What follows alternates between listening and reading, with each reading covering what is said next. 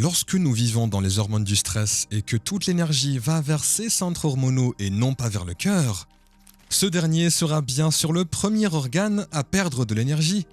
Et lorsque nous vivons avec les hormones du stress, nous essayons toujours de forcer le résultat.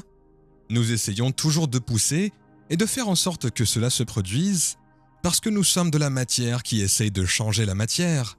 Lorsque vous ne devenez rien, sans aucun endroit ni temps, et que vous vous transformez en pure conscience, en pensée et en possibilité, le moment où vous devenez conscient, vous dominez votre corps.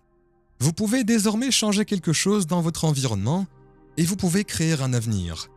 Quand nous avons vu des personnes se transformer en pure conscience, le cerveau s'organise naturellement. Les hormones de stress, lorsque nous sommes pris sous l'emprise du système nerveux de lutte ou de fuite, le cerveau et le cœur deviennent incontrôlables. C'est comme si plusieurs personnes jouaient du tambour en même temps sans aucun rythme. C'est du bruit. C'est ce qui est arrivé au système neuronal du cœur et au système neuronal du cerveau. En fait, si vous observez le cerveau sur un scanner fonctionnel, vous constaterez qu'il commence à se diviser en compartiments. En effet, les différents compartiments du cerveau ne communiquent plus entre eux, parce que les différentes communautés se disent que ce n'est pas le moment de communiquer. Nous avons un tigre derrière nous, nous devons fuir. Les effets à long terme du stress entraînent donc le cerveau dans ce que l'on appelle un schéma d'onde cérébrale bêta élevé. Comme si vous conduisiez votre voiture de sport en première vitesse, alors que les différents compartiments du cerveau ne communiquent plus les uns avec les autres. Et si vous deviez mesurer cela sur un scanner cérébral, vous verriez des schémas très erratiques.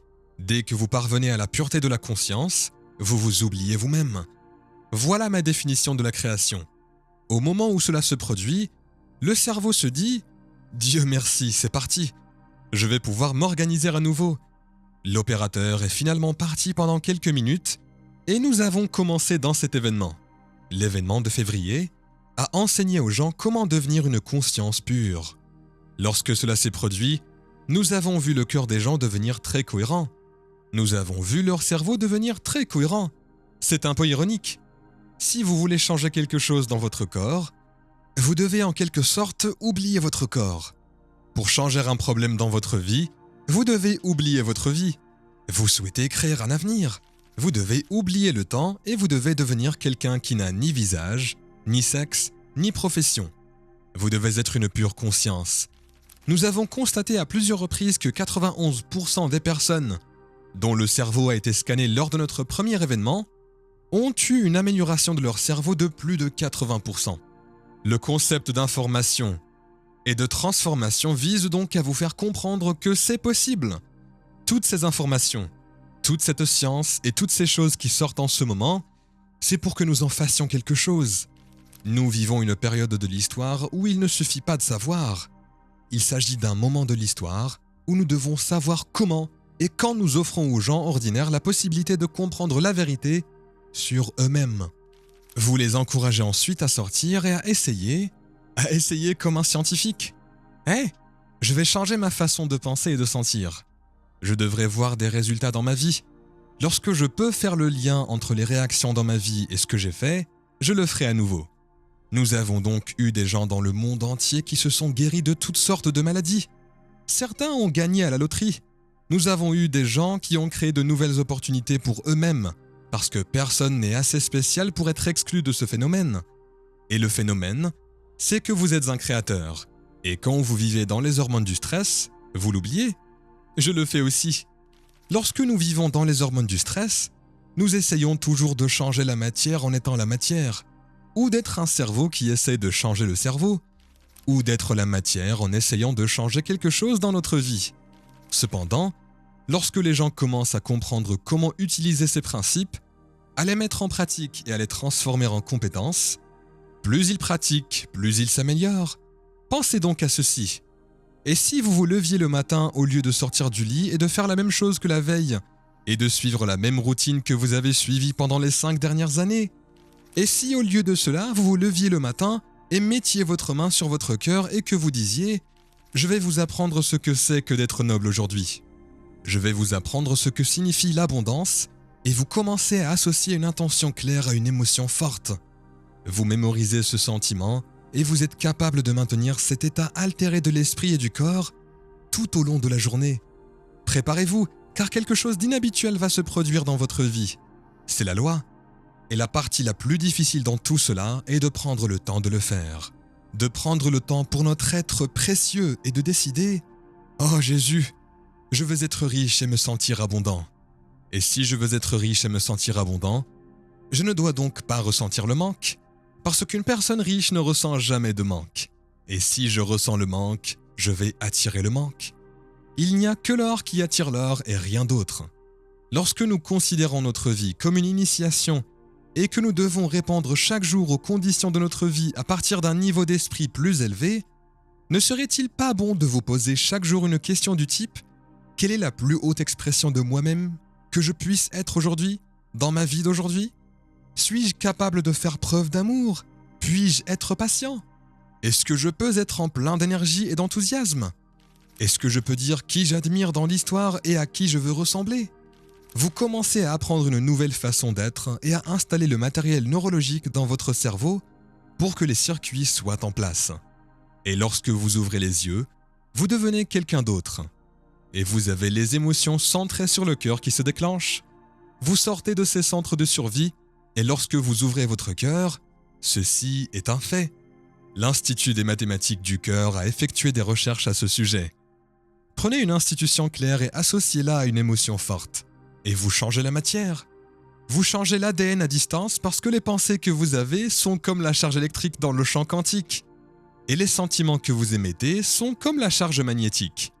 Et la façon dont vous pensez et ressentez diffuse une signature électromagnétique qui influence chaque atome de votre vie. Cela signifie que toutes les situations de notre monde extérieur reflètent d'une certaine manière un aspect de nous-mêmes. Si vous voulez la paix dans le monde, ne vous disputez pas avec votre collègue. Cela ne marche pas ainsi. Si vous voulez être totalement fasciné par la vie, consacrez du temps à la fascination. Il y a quelque temps, j'étais à Barcelone et j'ai été invité à parler au ministère de tous les ministères du gouvernement. Il y a 17 ministères différents et ils sont en crise en ce moment. Et la seule chose que je ne voulais pas être, c'était d'être un Américain qui sait tout. Voyez-vous, j'ai dit, comment devient-on surnaturel ? Il faut commencer à faire ce qui n'est pas naturel. Lorsqu'il y a une crise et que tout le monde est dans le besoin, c'est le moment de faire des dons. Quand tout le monde a peur, c'est le moment d'être courageux. Quand tout le monde est agressif et porte des jugements, c'est le moment de faire preuve de compassion. Si nous pouvons le faire continuellement, ce qui est si peu naturel deviendra tôt ou tard surnaturel. Êtes-vous d'accord ? Si vous travaillez à maîtriser votre colère et votre frustration, et je travaille à maîtriser ma peur, mon anxiété et mon jugement, si je prends soin de moi et vous prenez soin de vous, si tout le monde s'y met, nous commencerons tôt ou tard à voir des changements dans le monde. Oui, nous devons donc commencer quelque part. Nous devons donc commencer par regarder à l'intérieur de nous et commencer à examiner certaines de ces émotions qui nous maintiennent attachés au chemin qui commence littéralement à nous briser. Lorsqu'une personne parvient à adopter un état d'esprit élevé chaque jour et à comprendre qu'elle transmet de nouveaux gènes rien qu'en faisant cela, si vous comprenez cela, vous obtiendrez de meilleurs résultats. En effet, si vous commencez à comprendre que lorsque vous changez votre état d'esprit, une pensée commence à activer de nouveaux réseaux neuronaux dans votre cerveau, ces nouveaux réseaux neuronaux commencent à s'activer et à se connecter pour créer un hologramme ou une image. Cet hologramme ou cette image signale au cerveau limbique de produire des neuropeptides. Et les neuropeptides sont des messagers chimiques qui signalent les hormones. Les neuropeptides commencent à s'ancrer sur les sites récepteurs des cellules et les cellules commencent à recevoir un nouveau message et signalent de nouveaux gènes. Et les nouveaux gènes fabriquent de nouvelles protéines et les nouvelles protéines signifient l'expression de la vie. Et l'expression de la vie correspond à la santé de votre corps, simplement en changeant notre façon de penser. C'est le moment de l'histoire où il faut relever ces défis avec un plus grand niveau d'esprit. Et nous ne pouvons pas continuer à faire les mêmes choses, à penser les mêmes choses, à faire les mêmes actions, à ressentir les mêmes émotions et à espérer à tout prix que notre vie change. Nous devons relever tous ces défis et nous devons être les héros et les héroïnes qui laissent un héritage en cette période particulière. Il existe un préjugé. Nous avons été conditionnés à croire que tous les dirigeants finissent par s'en sortir. Abraham Lincoln, Martin Luther King, William Wallace, Jeanne d'Arc, tous ont fini par s'en sortir. En fait, il s'agit là d'un conditionnement subconscient qui veut que les dirigeants paient le prix de leur vie d'une manière ou d'une autre. Avez-vous déjà vu une volée d'oiseaux qui vont tous dans la même direction? Avez-vous déjà vu des poissons qui nagent tous dans le même sens? Si vous étudiez ce phénomène en biologie, ce qu'on appelle l'émergence, vous penserez qu'il y a un leader, comme s'il s'agissait d'un phénomène descendant. Il s'avère qu'il n'y a pas de leader, il s'agit d'un phénomène ascendant. Tout le monde dirige. Il n'y a qu'un seul esprit et une seule conscience. On ne peut donc pas éliminer tous les leaders si tout le monde dirige actuellement, n'est-ce pas? Nous vivons donc un moment de l'histoire dans lequel l'émergence est le modèle à suivre et nous devons diriger en montrant l'exemple. Toutes ces informations vous permettront de comprendre que c'est possible.